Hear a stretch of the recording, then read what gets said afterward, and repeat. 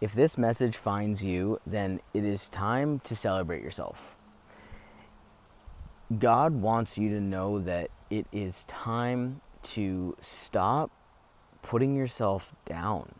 It's time to stop underplaying what you've accomplished. Now, obviously, we end up in situations in life where there's a lot going on, things are difficult, where you thought you'd be, maybe you're not. The things you'd want to happen maybe have not happened yet, some of them. But here's the thing, there are always things in your life that you once wanted that you now have. That it's time to not only feel grateful about those things, but celebrate those things about what you have done, about what you've accomplished. It could be a way in which you've changed in your personality, some relationship that you got out of before, you wasted years and years in it. Maybe it was, paying down a credit card at one point, or literally just buying something that you once wanted. There are so many things in my life that I once wanted that I now have, that it is highly important to take a minute and just stop and appreciate those things and be happy. Because if we don't stop to be happy, what are we doing? How are we expecting our lives to get better? How are we expecting our lives to feel better? How are we expecting ourselves to keep growing and stay motivated and not get burnt out if you're not taking that time to reflect and say, like, I did this, I accomplished this thing. I feel good about myself. I feel proud of myself.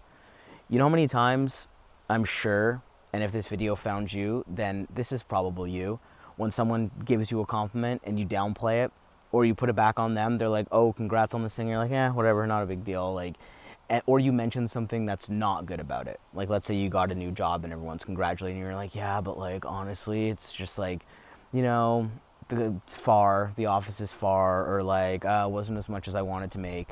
I mean, if it's really not as much as you want to make, then maybe you should do something else. But do not let the negativity bias get the best of you. This is the moment. It is the time to say, I'm proud of myself. I feel good about myself. I am choosing to acknowledge the parts of what I've accomplished, and I'm choosing to celebrate them, and I'm choosing to feel good about them, and I'm choosing to not let shame or just general self-worth distract from the things that you've done. Because when you let it distract from the things that you've done, you actually make things harder.